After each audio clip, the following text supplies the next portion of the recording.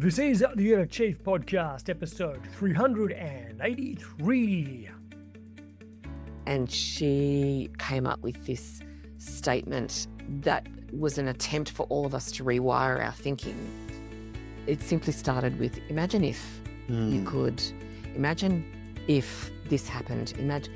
And that concept of imagining is also something that we don't give ourselves time in our day to do as leaders, but it is actually a critical output of leadership, because you need to imagine scenarios, you need to imagine a future, you need to imagine growth, you need to imagine what success looks like. G'day, this is the Inner Chief Podcast, episode 383 with Paula Martin, Executive Director, Regional New South Wales and Visitor Economy at Business New South Wales, on learning from everyone, adapting to shorter strategy cycles, and genuinely receiving feedback. I am your host, Greg Layton, founder of Chiefmaker and the Council of Chiefs. I believe there is a great chief in all of us, and that through listening to the stories, strategies, and techniques of great CEOs and gurus, each of you can find and leave your own legacy through your work and life. The Inner Chief Podcast is where you will learn how to think and make moves like a CEO, like a true chief. For over a decade, I've helped CEOs and senior executives around the world boldly lead change, inspire their people, and leave a legacy. On the Inner Chief Podcast, I bring these stories to life with deep diving CEO interviews, interspersed with minisodes covering key leadership challenges, so you will find your own path to greatness as an executive. Chiefs, in this episode, I chat to the wonderful Paula Martin. Paula is the Executive Director, Regional New South Wales and Visitor Economy at Business New South Wales, where her focus is to champion growth through collaboration with government, industry and business. She leads Business New South Wales Regional Office Network, shaping policy that reduces red tape and creates employment opportunities. She also founded the award-winning Australian Business Consulting and Solutions, delivering innovation, commercialisation and programs for SMEs. Under her leadership, Paula achieved many firsts, including the setup of an operation in Shanghai to help Australian SMEs find genuine, authentic buyers in China, as well as the design of a leading HR management system, HR Advance. In today's masterclass, Paula will share why stable ground matters to achieving operational excellence and sustainable business. The one thing a mentor said to her that changed how she embraced continuous learning, how shorter strategy cycles are key to navigating an era of uncertainty and volatility, and being truly present and vulnerable when absorbing feedback so as to unblock better decision making. Chiefs, without further ado, let's hear from the incredible Paula Martin of Business New South Wales. G'day Chiefs, welcome to the Inner Chief Podcast, and today we are in for a bit of a treat. We have Paula Martin, the Executive Director for Regional New South Wales and the Visitor Economy. Another episode brought to you by Business New South Wales. We have a wonderful opportunity now to hear about what's going on out there in the business world, but also someone who's very respected, who has run her own business and also back to the corporate world. So Paula, welcome to the Inner Chief. Wonderful to have you here. We have a bit of a tradition at the Inner Chief. We love to know where our chiefs come from. Can you share a bit of a story that sums up your childhood and early life? Oh, okay. So I'm a migrant to Australia. So I arrived here when I was 2 from South America. I did come by plane, so I'm not that old. And we grew up in Sydney, in a sort of Ryde area. And I had a wonderful upbringing, wonderful childhood. Got to experience a lot of Sydney as part of my parents were avid explorers and travellers. So most weekends we were out in the combi van back in those days, just exploring the state and the border Australia and got to experience a lot of that, which was really great foundations for appreciating the country that we lived in. And and my parents are very entrepreneurial in nature, are very go-getters. And so I got to experience as well all the different businesses that they had when I was growing up. They were real innovators and had a lot of small businesses. What kind of business? Including my father had a roller skating rink. No way. So Yeah. I got to experience a little bit of that entrepreneurial flair from my parents, always looking at different ways to run a business, be part of the business. And and then that led to me starting my school journey. And from there, it's Yeah. So was your first ever job, was that working in one of the family businesses? I wouldn't class that as a job. I did though. My dad was he had a milk run at some point. So I guess we had to wash the milk bottles and all that sort of stuff. Exciting. Count the money and all with coins back in those. Yeah. Separate the coins before we took them to the bank. Yep. No, my first job was actually working as a checkout chick for a department store. So that was my very first job. I think that is the most common first job of people to be on the show. Yeah. On the checkout somewhere. Yeah, it didn't last long though, because from there I moved to the promotions area of another department store. And so then I became the voice over the department store on level 2. We have a special in our ladies' wear. So I was that voice. They used to do the announcements. And then You still got the voice. I don't know about that. But, and then I got in promotions, of course, with all the seasons. You used to have Santa and you used to have the Easter. And I used to be one of the most curious jobs was I had to dress up as the Easter bunny and wear the big Easter suit with the big head and big body, and all the kids would come charging out and try and knock me over.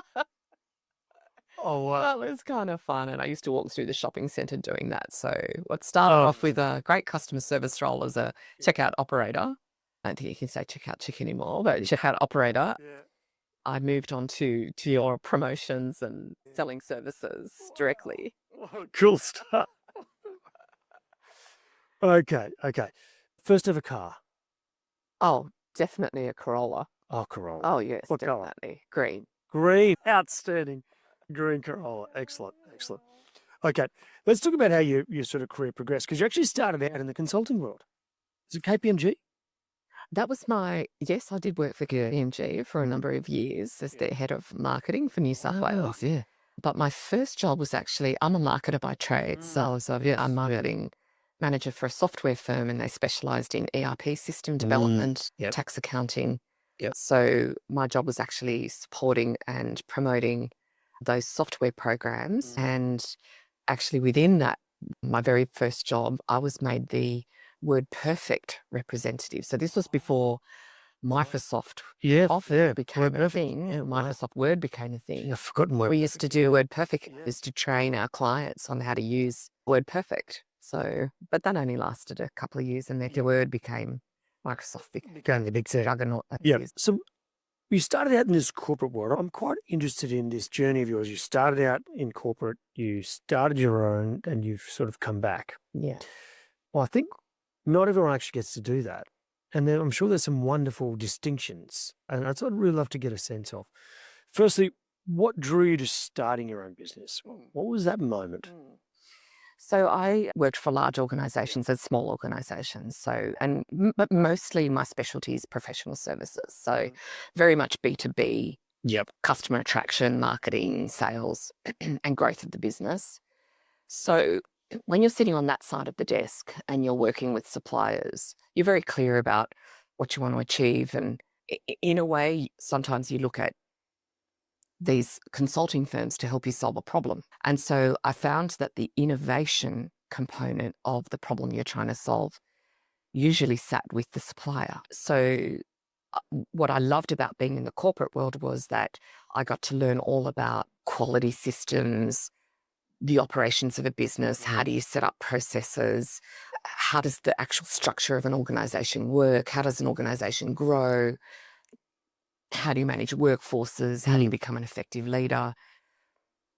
But what was really interesting to me that triggered me to start a business was What would it be like on the other side of the desk where you are trying to help a client to solve their problem and you've got the freedom to be creative and innovative because you're the supplier and the That's right. expert Yeah. brought in. They're calling you in to do that, right? Yeah. So I had a colleague ask me to assist them with some creative marketing strategy work. And I sort of did that for a little while and I thought, I really like this. And so then I decided to jump in wholeheartedly into starting a business. So I left a corporate job, Yep. very, very successful corporate role, to start the scary journey of building my own business. And that was really, really scary because when you're working for an organization, you actually have the, not protection, but you've got the support of an entire organization. That's right. Surrounding your career, your decision making. You've got the hierarchy. You can sense check your decision making. Yeah. But when you run your own business, you're it. It's you. Sure. So I quickly learned that in being the founder and the developer, everything lay with me. And so whilst that was exciting because it was new and it was different, my biggest learning in that part of my career was that I actually gained work through word of mouth. So I quickly realized that if you performed well and you met the customer need, they would then naturally refer you to somebody else. And I also realized that this word of mouth referral was really strong in the small business community because the small business community, they didn't have the resources to call in or to lean in a department. So they would actually work with each other and they would try and grow their business or solve their problems business to be like with business colleagues, if you like. So they tend to stick together. And that's how I tend to grow my business, because if I did a great campaign for a particular company, they would be talking to another founder or business owner and they go, oh, I just use this person and maybe you might want to use them. So that's kind of how I grew the business. But it was certainly really different. If you think you work hard for a corporation, you work just as hard running your own business. But the additional factor is that all the decision making, all the risk taking resides with you. Sure does. And you have to actually back yourself, have the confidence in the decisions that you're making. And back in the day, I didn't know about other support mechanisms like the Chambers of Commerce or Business New South. I didn't know they existed. I mean, I was in my 20s when that happened, in my early 30s, and I just didn't know what I didn't know. And gosh, if I had known that I had this entire business support network out there, I really think that I might have even grown even faster than what I did, because I only grew as fast as I could. Yeah, sure. Yeah. What was the one system that was prevalent in your corporate life that wasn't there when you started your own business? Was there a particular system or corporate function that when you started your business, you went, gee, I wish we had that? Was there anything in particular that stands out for you? I don't think it's just one system. I actually think it's the structure of how you operate your business. Yeah, sure. So what I didn't appreciate as I was trying to build the business against my expertise, so trying to be the best marketing consultancy, what I didn't appreciate was that businesses need a stable ground to be able to scale. And what I mean by stable ground is you need to have those factors of operational excellence sitting as a stable ground for you to then leap off and do what you do best, which in my case was marketing campaigns, marketing solutions, creative solutions. And so what I didn't appreciate in an organization, you've got an HR function that focuses on workforce development.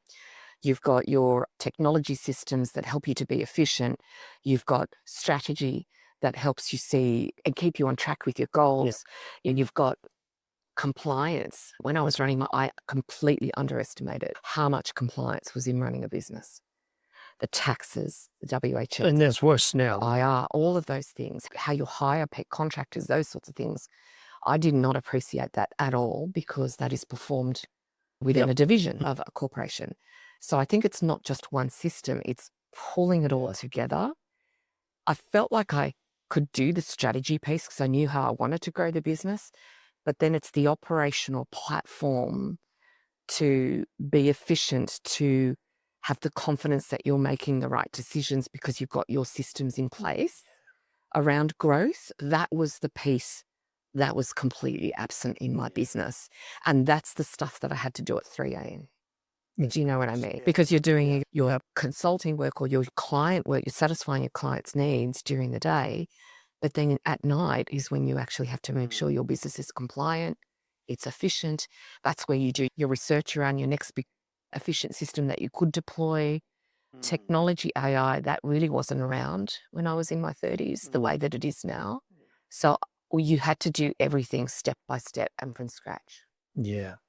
And in those wee hours is often when you do the thinking about how to improve that operation so you can then have more time to think creatively for your clients, right? And because during the day hours in that kind of industry, all your effort is on client work. And that's where the cash flow is, and you've got to follow the cash flow, right? Yeah. Chief, do you want to know how to give and receive feedback like an elite sporting coach? I've bridged the gap between elite sport and business now for about 15 years, and I've been taking some of those lessons from sport into business. We've turned that into a really cool downloadable PDF, and there's also some accompanying episodes of the podcast. Just go to chiefmaker.com/feedback. There's a really awesome PDF. It's got templates, it's got scripts, process, things to consider about how to give feedback, prepare the feedback, and foster a culture in your team. chiefmaker.com/feedback. If you look back now, what would be a piece of advice you'd give yourself? Oh, that's easy. Don't sweat the small stuff.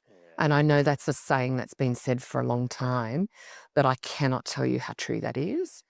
When you're young and you don't have an infrastructure around you and you're building a business, and remember, accessing knowledge isn't like now where you pick up the phone and you can ask an AI agent, give me some models to think about. You actually had to do this yourself. So when I say don't sweat the small stuff, it's actually directly related to how confident you are in your decision making. So you tend to hyperfixate, well, I did anyway, on the smallest little things. When actually now when I look back on it, I think, wow, you spent way too many hours hyperfixating on that. Yeah, sure. Instead of rising up a little bit higher, looking down at your problem or at your opportunity and focusing on that. And that, like those little things could be, I'm just guessing things like, how the report looks for your client, or just little things like that, do you mean? I think it's more second guessing whether the solution you're putting forward is the right one, second guessing whether the way you presented that presentation was the right one, rather than being your authentic self. I think that's probably a lot of business owners had this misconception. Well, I did, certainly when I was running my business, that you had to be this big, confident and articulate. You don't have to be any of those things. You have to be yourself. You have to back yourself. You have a good idea. Articulate it the best way you can. Don't overthink that process. And also, I didn't have the opportunity. Now, I didn't know that rehearsing was a thing. I didn't know that saying it out loud and how does it sound to you was a thing. There's just so many little learnings that hindsight of age can give you, but not sweating the small stuff, I think was probably my biggest learning. And then leaning into the advice of mentors around you. And I don't mean the mentor of another CEO. You have friends, you have family, you have colleagues, you've got school friends. There's so many people around you. Even going down to the cafe to buy a coffee, the person on the other side of that, you might just pose a quick question to them and listen to their reaction and absorb that and see if there's any learnings from that. The biggest learning I've had, there's one turning point in my very, very young career where I had a university friend say to me, Paula, I've decided I'm going to learn one thing from every person I meet in my life. Just one thing. And that could be anything. It could be something they said. It could be the way they dressed or whatever. It could just one thing from one person. And I remember saying and looking to him thinking, that is the best thing. So I adopted that. Well done. And every person that I meet, no joke, every person I take away one thing. And that one thing could be positive. That one thing could be negative. That one thing could be what I want to learn and emulate. That one thing is what I learn and don't want to emulate. So, or what I don't want to absorb. So you learn good behaviors and you learn bad behaviors. But just that ethos of there's something you can learn from every single person. I've applied that my entire career and in my personal life as well. It's funny. Just as you were telling that story, I was thinking back on past guests. And there's nearly always one takeaway for me. I think it would be different for everyone because we all come from different places and different stages in our life. And that's a really good little way of thinking about it, isn't it? Very practical. Because I think also being a leader, you don't get to be a senior leader and then stop learning. You have to learn every single minute of every day. You have to have a learning trait in order to be able to absorb, process, and then determine whether you want to carry on that way or change the way you do things. And now leadership today is very different to leadership 20 years ago. COVID changed all of that. And so now you've got a very human-centric based type of leadership. Whereas when I was young, it was very hierarchical and it was, we didn't entertain a human-centric approach the way we do.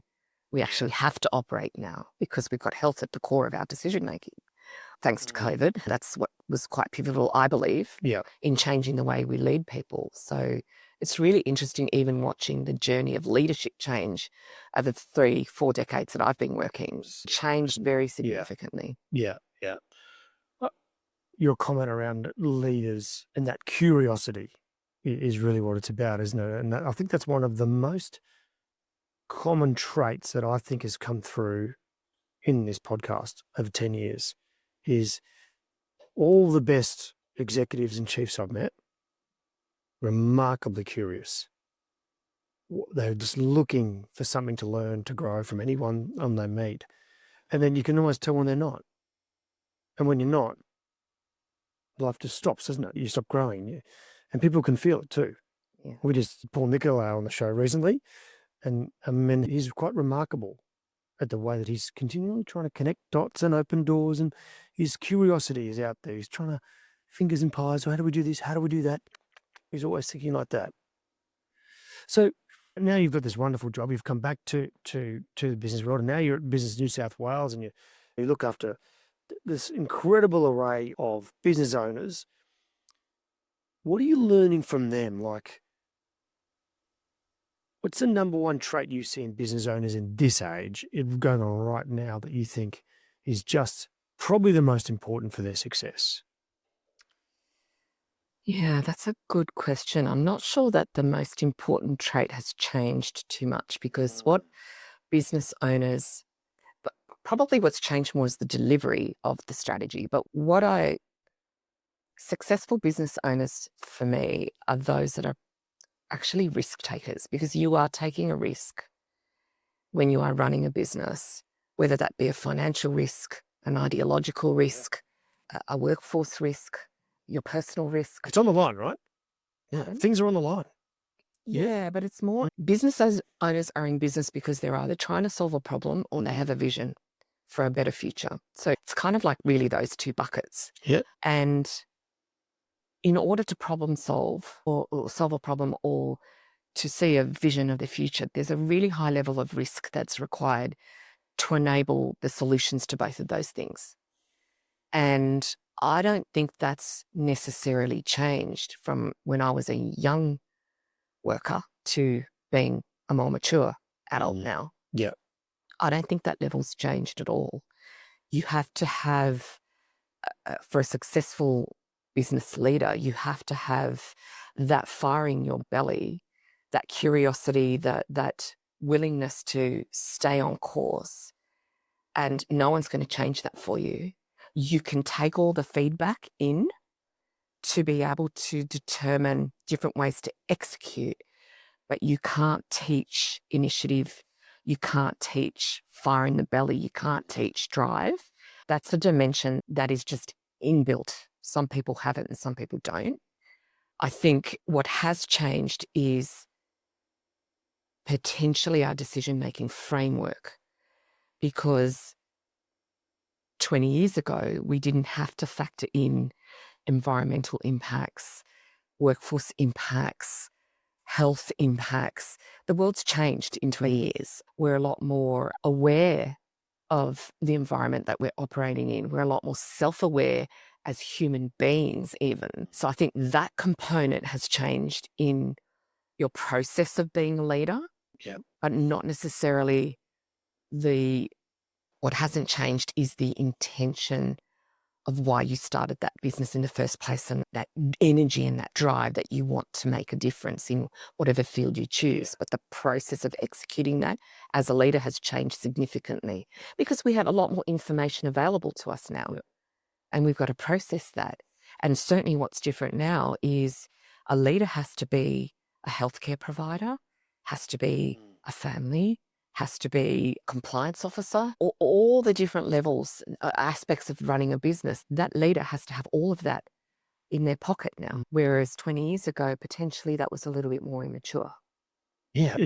I think this is getting to something I'd like to talk to you about, which is the overwhelm or the burnout that so many leaders or business owners, or both, are going through a really challenging time where there are so many priorities that it's almost impossible to know, or even they might be able to work out what the priorities should be, but being able to say no and getting back to just a few key things is really hard. Are you seeing that? Oh, 100%. I'm definitely seeing the concept of strategies changing. So where we used to strategize 5 years, 10 years out, those timeframes have really shortened Shorten out. up. Yeah. And that's because of the impact of technology in the way that we grow and shape our businesses. So really what I'm seeing in my own business, but also in our members for Business New South Wales, when we talk strategy, we're really talking, let's get through the next 12 months, have a 3-year outlook, but be prepared to change it, in 6 months' time if we have to, because there's the black swans, there's the geopolitical tensions. There are so many factors. There could be a health scare. There are so many factors now, and relating to risk, to what I've absolutely changed in terms of a leadership function is that the resilience now has really risen to the top as an attribute of a leader. So you've got to be able to be resilient for any impact that comes your way. And actually the difference between a good leader and a great leader, as I see it, and this is my experience only, is your ability to bounce back from an impact. Whatever it might be, a financial impact, a workforce impact, whatever. Really great leaders are those that are actually able to bounce back from any impact that happens to them or their business. That's really what I'm starting to see really change in this concept of leadership. Resilience wasn't so massive back in my 20s and 30s. No. Greed was good back then, as Gordon Gekko said. So it was a little bit different. Well, I think the overwhelm, the burnout was different. The burnout was very different. Very, very different. It was a different kind of burnout. Like, I think people used to work long hours, but the cognitive overload of 1,000 tasks and 1,000 things we're all trying to manage, plus home is more complex than it used to be because kids do a lot more than they used to. You just didn't have information flowing at you every second second through your day. media. Exactly. Yeah, that's right. Right? Yeah. So that's really what's driving a lot of this overwhelm. Yeah, yeah. What's the number one question you get asked by members? Confirmation that the direction they're taking is the right direction. So they're checking their strategy. And the way they ask it is, who can I connect to that can help me with X? Yep. Where can I find a piece of content that can help me with Y? The decision I've just undertaken, can I just double check that there are going to be no hidden surprises along the way, because this is the decision I've taken. So it's more related to, is my pathway, is my journey on the right track? And is there anything that I should be aware of that's coming over the horizon that might impact this decision? Sort of goes back to I what... know it sounds No, generic. it's quite clear. Actually, I get what you're saying. And it links back to what you're saying about the risk that business owners carry. They're worried there's another thing they can't see around the corner, and they're going to make a bet on this. It might take more energy, it might take cash, it might take people. There's a lot of things they've got to consider when they're making strategic moves or any kind of move, and they just don't want to. They don't have the energy to make another mistake. There's enough mistakes we all make in business as it is, right? Yeah. Can I just go back and ask you a question around that? You spoke about strategic timeframes. They're shortening. You think that's the right move? Or should we be trying to stick at 3 to 5 or longer? I think my personal opinion is you actually have to have both, right? Because to really grow, so early in my career, you would set a 3 and a 5 year plan and you would not stray from that plan. But you also didn't have all the external forces coming at you that I believe we've got coming now. I mean, I think we had one war that I lived through in my youth, and that was that I watched that through the TV, the war. Yeah. So that was an external influence, if you like. And and the GFC, I lived through that too. But now there are so many external forces that are visible to every business. You need to actually continue with your 5-year journey because that's your vision, that's your light on the hill. And that's why you went into business in the first place. Yeah. And you also, as humans, we also need to understand that we're working towards something. But I think what's changed is that revision of that strategy has come a lot shorter. We actually need 2 plans. We need a 1-year strategy. Yep. We want to achieve a 5-year strategy, but we need to be prepared to adjust that strategy along the way. So it's almost like that 5-year strategy really is now a vision. Yeah. Really, it's a 5-year vision. Yeah. It's a North Pole. We're going towards North Star kind of concept. Yeah, but we used to build strategy in a 3 to 5 year horizon and have milestones along those ways, right? Right. When we reach milestone 1 in year 1, right now we'll go to milestone. It's like chapter 1 of our strategy, chapter 2. That. So your vision could be 3 to 5 years because that's why you're in business in the first place. But your strategy really is a 12 months to maybe 2-year strategy because there are too many external forces that might impact your execution of that strategy. Yeah. So I actually think it's a twofold strategy process now. Yeah. And maybe even if it's a redefinition of strategy in 2027. Like, I'm not sure. I don't have the answer to that. But I think it's 2 sets of strategies. Your long-term vision to stay on course, but the preparation to adjust your business trajectory in a much shorter time frame. If you remember the movie The Matrix, and Neo sits back on the chair and they put the needle on the back of the head and they upload a program. If you could put the business owners of New South Wales all on a chair and inject them all with one little program, one little bit of knowledge, what would that be? I think my answer would have to be, it can't be intellectual, I don't think. No. I think the answer has to be very personal because at the end of the day, you're a human being and you have a vision, you can set up strategy, you can outsource a lot of the strategy and the execution, whatever, but you can't outsource being an effective leader. So I think the injection would be so you have the fire, you in the belly, you've got the vision of the problem you're trying to solve or the environment you're trying to create for Australia or maybe the globe or different people.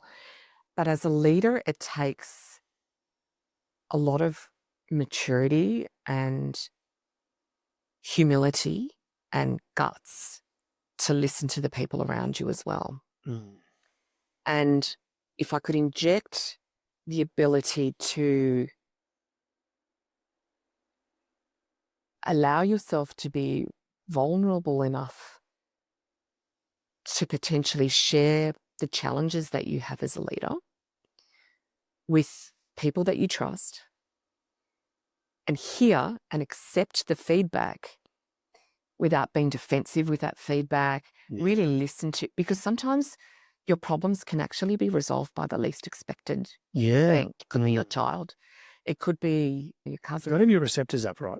Yeah. Be easy to give feedback to, as I think it is. But leaders often say, oh, no, I seek feedback all the time. And actually, they take it really personally. Yeah. Especially if it's negative or especially if it's constructive. And that's a really hard trait to be able to take feedback, not take it personally, but then actually really do something with that feedback. That's resilience. In many ways. You just go, okay, well, don't take it too heavy. Not related to that, don't sweat the small stuff sort of stuff. Yeah, true. Yeah. And it's about, and the other way I can sort of think of it is how do you grow a thicker skin but don't lose yourself in that process because you are the essence of your business. Yeah. And so how you grow your business is a reflection of your essence as well. And I can't explain it any other way. So it's the injection of being able to work with and listen to people around you and just absorb as many different opinions. But at the end of the day, your gut will tell you what is right and what is wrong. That's so true. And I don't know how to explain that any other way, but you have to really trust your intuition, your gut.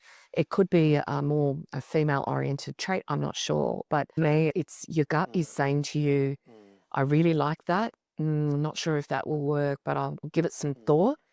And the other one that I've learned recently, actually, in the last few years, is just reflect for a second. Because sometimes leaders, and also because they have to make decisions so quickly, sometimes you just need that moment to reflect and just sit on it. Yeah. My current CEO, that's something that I've learned from him at the moment, where just take a moment to absorb, reflect. Because sometimes your immediate reaction might not be the same reaction the next day. And the next day's reaction might actually be more sound because you've allowed your brain and your heart and your stomach to process it. Yeah, yeah. So that That's was like sitting on Eat journal something in the evening and just, I'll come back to this tomorrow. And often if I do that, like I'll read the email or I'll read the journal the next day and go, things have shifted since then, right? Related also to the speed of decision making that you were talking about before, you have to allow your brain to just sit on that problem for a little bit, or that feedback or the solution. And in a day where you've just got so many inputs going in, you just need to allow yourself that moment for your brain to catch up to. And this is one of the big problems of overwhelm is the science is now telling us that even memory formation is being affected because we never give our brains time to just daydream and just float. We're always put like another podcast or another this or another something else, or our social media feeds. You go to any satellites walking across the CBD and you'll get to the light and they'll say don't walk, and 3/4 of the people pull their phones out. We can't even walk across the city anymore without pouring more data in. So that I love what you're saying because it talks to sort of slow thinking. Take your time, step back from it, allow time and the brain to go to work on it, and a solution will probably present it too. Because you also don't hear your intuition unless you're quiet. Yeah. But I mean, let's be practical. Business owners are really busy. Yeah. But just that, it's one of my learning is to try. I mean, I can't say I'm successful all the time, and not to be immediately reactive. So when it's something that really matters, I do try and learn from some really successful leaders around me that allow themselves that moment to reflect. And they use the word, just let me reflect on that for a moment. Yep. And I think that's Nice line. that is something that I have learned and have tried to use literally in the last 6 months even, because life has become so incredibly busy. Yeah. And on that moment to just have quiet, I challenge myself every now and then. I travel a lot for a living, so which means I have to eat out, and I eat out alone. And I actually challenge myself. I play a game with myself to not bring out my phone during dinner. Know how hard that is to do. I've been trying to do this year. It is I hard. started doing that 2 years ago. Yeah. It is Not every hard. time, but I think, you know what, I'm not going to be one of those people that will sit at the table eating on my own. Yeah. I'm going to sit there and I'm going to not look at my phone. I'm going to enjoy the food that I've got, look around me, because you observe so much when you're looking around. And that's a step forward in trying to be present, because Yes. again, when you've got a lot of inputs coming in, it's very hard to be present. And sometimes I actually have to say it out aloud to myself, be present now. Somebody has an issue they really need your help with. You cannot be thinking about the 50 things that need to be done while you're pretending to nod your head, looking at that person. You have to be present. And that's really difficult too, being a leader, when you know you can feel your phone pinging in your pocket. You can see people around there hovering around, waiting to get a hold of you. You have to be present, and that's really challenging. Back to your thought about the dinner, the other two places I do it when driving. So sometimes I get in the car and I want to put on a podcast or make a few calls. I'm now doing a lot of nothing. Just drive, just let it be free. And airplanes is the other one. Yeah, right. Is that's tough. But if you get on a flight and say, I'm not going to look at my phone, just look out the window. Yes. That's what we all used to do. Yes. And it's hard because you've got tasks you want to do or something, but it is, I have found what happens then is the intuition and the creativity and the innovation comes back, because maybe I'll put on some music at the most, right? And get out a pen and just let the brain go to work on whatever it is it needs to go to work on. And that they're now becoming almost like little sacred bits of time for me because the rest of life is pretty busy. Yeah. Yeah, it sure is. My biggest, when you asked me before about, and I responded with don't sweat the small stuff, there is a second statement Oh, yeah. that was given to me.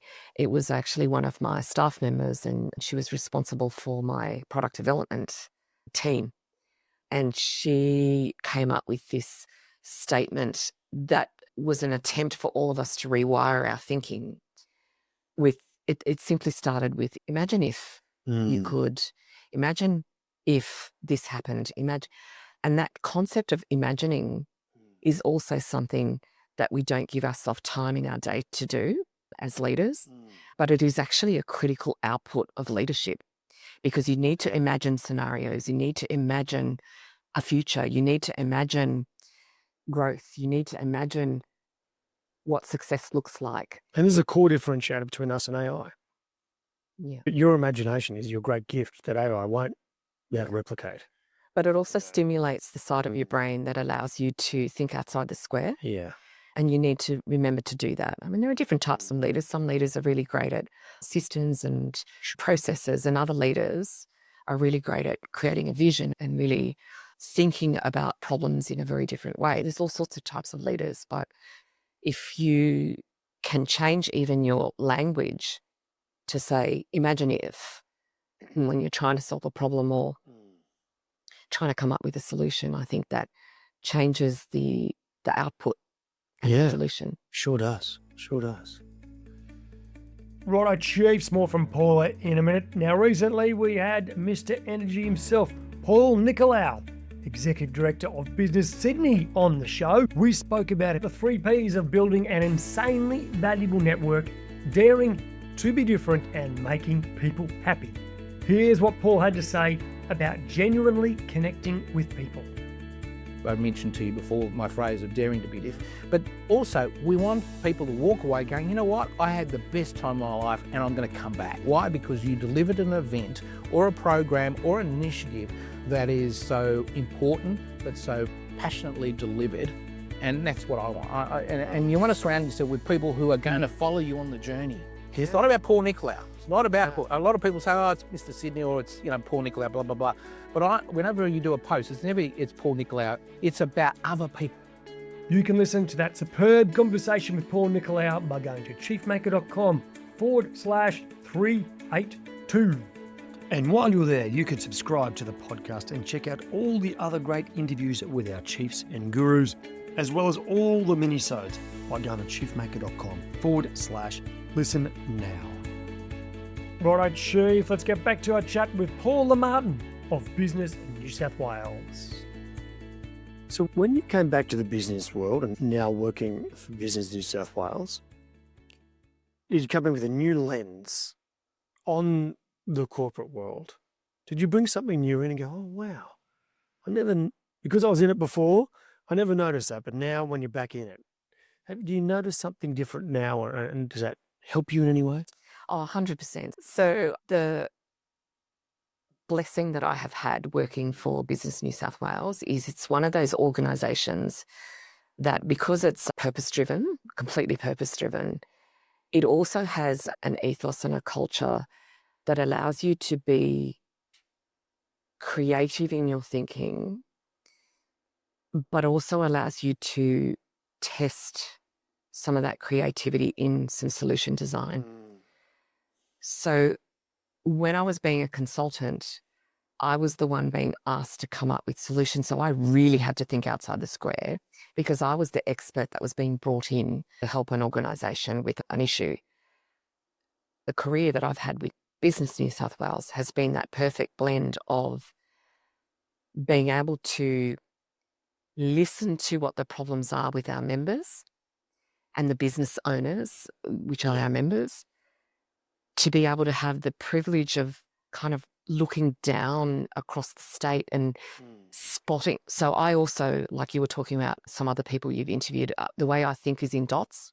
So I see a dot here, I see a dot there, I see a dot there, and then I see linkages. And that's how I see a problem and create a solution for it. So I'm a join the dot sort of person. And it can come from all different angles. I might be in a work scenario and I see a dot, and then I'm in a social scenario and I see a dot, and then I'm in a family scenario and I see a dot, and then I go, right, we've got a problem here. So I think that way. That's how I kind of Yeah, sure. um, have my creative process.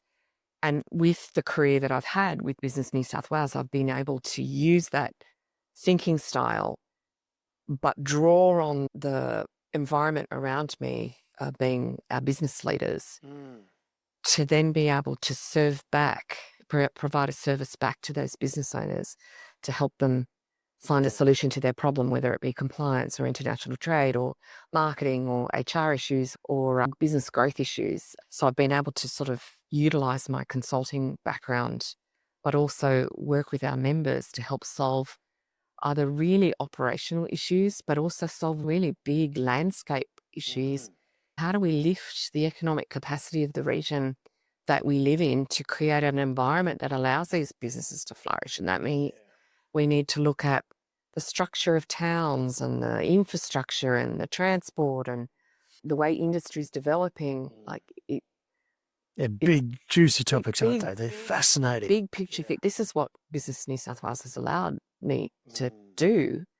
And I think it's an incredible opportunity. Like literally 5 minutes ago, we were doing a tour of a gas plant. Like, who gets to see a gas plant? They're a member and they've invited us to come and have a look at their gas plant and why they're moving towards green gas production. And Great. who gets an opportunity to see these wonderful things? And because we've got such varied businesses as part of our membership, I get exposed to these things, and that's such a privilege, to be honest. I think this building, and we're at Chifley right now, could be full of the most passionate group of people I reckon I've met in business. It is every corner you go around, they just love their work, the members they get to work with, the opportunities. It's quite remarkable. Oh, Not every organisation has that. it's absolutely amazing when you can, literally everyone in this building and in our network across the regions, including myself, get up every day to try and help resolve or to try and help the business community to be the best they can be. Yeah. Like, that's our job. I wake up every day and think, how can we make businesses be even better? Because ultimately, if businesses are better, then they're creating jobs for my children and my grandchildren and my great-grandchildren. Yeah. There's another saying that one of our regional directors uses often. Our job is to help plant trees that we'll never sit under. That's our job. Like, who gets that opportunity? Like, it's a privilege to be able to do that. And the passion that sits behind that with not just myself, but teams that I work with right across the board is second to none. Yeah. Yeah. Paula, this has just been fantastic. And I think actually we could probably go on for a few more hours, but as always, we have to come to a little bit of an end. I've got a few final questions that we ask a lot of our chiefs. Are you ready? Yeah. Okay. If you could form any executive team in the world, you can have any person from any time in history, right? You get 3 picks. Who's going to join you on your leadership team to solve the problems that help lift business in New South Wales, or any business you want? Steve Wozniak for design. Yep. Like, that individual's brain is just second to none. Yeah. And I had the privilege of meeting him. Did you really? As well, and hosting him as a speaker. What? A business congress that really ran. The way that he thinks about problem solving is just off charts. Yeah. Probably for design. Who else in the world? Probably Leonardo da Vinci, because the way Leonardo's brain worked in both the creative sphere and arts and culture, as well as engineering and design, I really loved how he could Remarkable brain. think differently as well. So it wasn't so much design and problem solving the ways Steve probably focused on, because that was his strength. But it was, I think you need to be visionary. Yeah. And you need to have visionary people in your team and creative people in your team. And then probably a musician, because musicians, I don't know who I'd pick, but Musicians, because the construct of music is actually so complicated and you need teamwork to be able to bring a song together. And it comes from inside. So there's a lot of emotion and authenticity that sits beside a composer or a musician. So they're just three off the top of Lovely my head. picks. Lovely picks. Very well done. Off the top of your head, very, very well done. Your number one interview question when you're interviewing people for your team? It's usually, you've got the job. What does the first 3 months look like for you? Because that's how I assess their strategic thinking skills. Sure. I assess their process skills, their ability to organise, the ecosystem they need to create in the first 3 months to be successful. Yep. I look for what help they would need and what they would need from me as a leader. So it's more than I just put a plan together. Like I dig a little bit deeper, like really what are you going to do in your first 3 months? Yeah. Because to me, it shows me how their brain works. Absolutely. And then I can adjust my leadership style to that brain. Yeah. Nice. Okay. Final question. Ready? Paula, what is a final message of wisdom and hope for the current generation of business owners and leaders? My wisdom is you're doing a great job because you took the first step to start a business.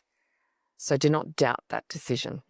Doubt is could be a curse to a leader. There is a lot of information around you to help you on your journey and through the different stages of from startup through to established through to a mature business. My wisdom would be pretty much what we've discussed today, which is seek and ask as many questions as possible to anyone who's prepared to talk to you about it. Because the collected wisdom that you will gain will either reaffirm your gut or let you think about your situation in a different way, which will allow you to explore different type of avenues to take with your business. Superb. Paul, thank you for coming on The Inner Chief. It's been marvellous to have you. Thank you for having me. Chiefs, that sums it up for this week with the remarkable Paula Martin. You can get all the links and resources for this episode at chiefmaker.com/383. And if you would like to stay in touch and hear all about some of the best resources that you can find anywhere in the world to improve your performance at work, go to chiefmaker.com/subscribe. Now, Chief, if you're yet to rate the episode and subscribe, I hope you'll do so soon. It helps others see the magnificent value that the chiefs and gurus bring to their life and career. So make sure you hit subscribe on your podcast app now, give it a 5-star rating if you think it's worthy, and leave a short review about your favourite episode. Righto, Chiefs, as always, remember to stay epic.